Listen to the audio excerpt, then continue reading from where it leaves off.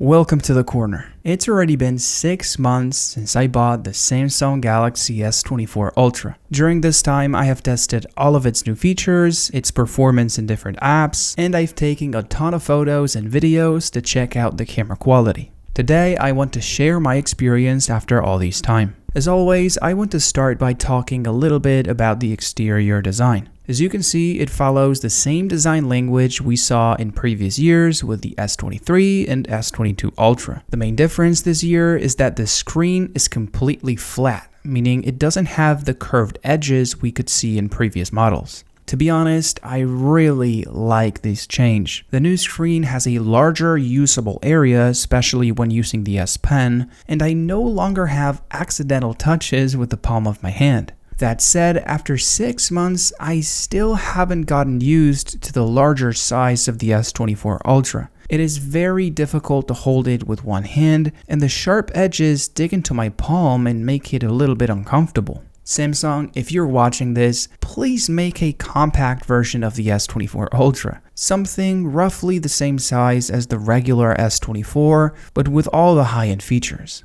One thing that has really surprised me over the past 6 months is the S Pen. I started using it to jot down things more intuitively and to help organize my ideas when I'm working. And honestly, I can't go back. It has become an indispensable tool in my daily life. By the way, I want to take a moment to let you know that the S24 Ultra has a very nice discount on Amazon. I left a direct link in the description, so at the end of the video, if you're interested, you can go take a look. I think it goes without saying, but the S24 Ultra is incredibly powerful. It features a next generation processor and 12 GB of RAM, so everything from simple apps to the most demanding games runs smoothly and reliably. In fact, it is so fast that it directly competes with professional desktop computers. To give you an idea, here is my desktop tower, which I bought to edit all the videos you see on this channel. It is a very powerful mid to high-end build with liquid cooling for maximum performance. In the Geekbench 6 test, it scores 11,000 points, which is great. It is a very good result. But it's only 4,000 points more than what the S24 Ultra achieves. A compact phone that fits in your pocket and that doesn't even have any kind of active cooling. So yeah, the takeaway from this is that the S24 Ultra has more than enough power,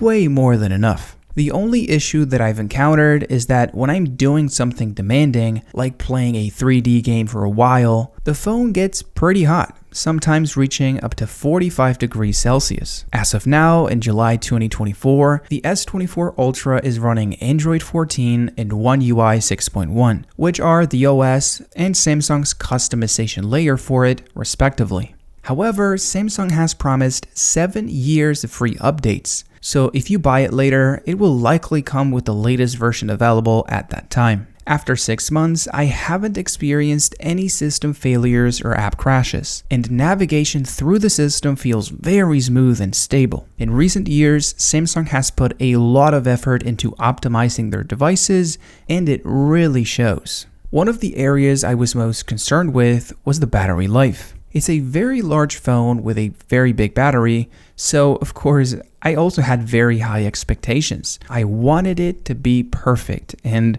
well, after 6 months, I can say that the S24 Ultra's battery life is indeed perfect. With normal use, such as simple apps and social media, I have managed to use it for over 12 hours straight, and I'm confident that with careful management of connections and screen brightness, you could extend that to 14 or even 15 hours easily. Additionally, it features ultra-fast 45-watt charging and wireless charging for added convenience. The only thing it's missing is a magnetic charging system like MagSafe on the iPhones, which would make connecting to vertical chargers and external accessories much easier. As I mentioned earlier, the S24 Ultra is a very large phone, featuring a 6.8-inch screen that covers the entire front of the device. It has a sharp 1440p resolution, 2600 nits of brightness, and a high refresh rate panel for maximum smoothness. Now, personally, what I loved the most is its new anti-reflective screen, which heavily reduces glares and reflections compared to pretty much every other phone, making it much easier to use in challenging lighting conditions. Actually, now in the summer, this feature is especially useful. By the way, during these 6 months, I have been using it without a screen protector, and in spite of this, the phone doesn't show any visible signs of wear, unlike other previous models I've had. I'm sure many of you don't know this, but there's a special feature for the S24 and other Samsung phones that allows it to transform into a desktop computer. This feature is called Samsung DeX, and honestly, I think it is one of the best features of the phone. When you connect it to a monitor via USB-C, it automatically launches a new desktop interface on the big screen, similar to a Windows PC, allowing you to access apps more comfortably. You can also connect a mouse and keyboard for easier navigation, or even a console controller for gaming. Honestly, I think for less demanding users who just want to send emails, do some light work using simple apps, or browse the internet, this is a great alternative to buying a laptop or desktop computer. There's really only one aspect of the S24 that hasn't impressed me, and that is the artificial intelligence features, the AI. Because sure, the features it offers are advanced and very impressive on paper, but in practice, in real life, I almost never need them. The only feature I find somewhat useful is the circle to search, which lets you very easily search for anything on your screen. For example, you can search for a piece of clothing you like but don't know the brand of. Or, even more advanced and a little bit concerning, you can take photos of people in the street and then circle their faces to see what information shows up about them online. Again, this is a bit concerning and kind of dangerous. Probably the thing that I liked most about the S24 Ultra is its rear camera setup. It has a 12 megapixel ultra-wide camera, a 200 megapixel main camera, a 10 megapixel 3x telephoto, and a 50 megapixel 5x telephoto. Or, in other words, a very complete package. In my experience, all of these cameras have performed very well, delivering the expected results for a flagship phone in 2024. Sharp photos with good colors, video with a lot of dynamic range, and a surprising ability to take night photos while maintaining detail and clarity. Overall, the camera is excellent, handling all kinds of situations with ease and with barely anything negative to criticize. That said, there are a few features that have particularly caught my attention and deserve a closer look. For example, the 200 megapixel photos. To my surprise, they offer an absurd amount of detail, far more than I was expecting. Let me show you a photo of my dog as an example to illustrate the level of detail. Here we go. This is the photo of my dog at 100%. This is the photo of my dog at 200%. This is the photo of my dog at 400%, and this is the photo of my dog at 800%. As you can see, even with an 8x zoom, the image retains an incredible amount of detail. You can see individual tooth and individual hairs. And remember, this is the original photo.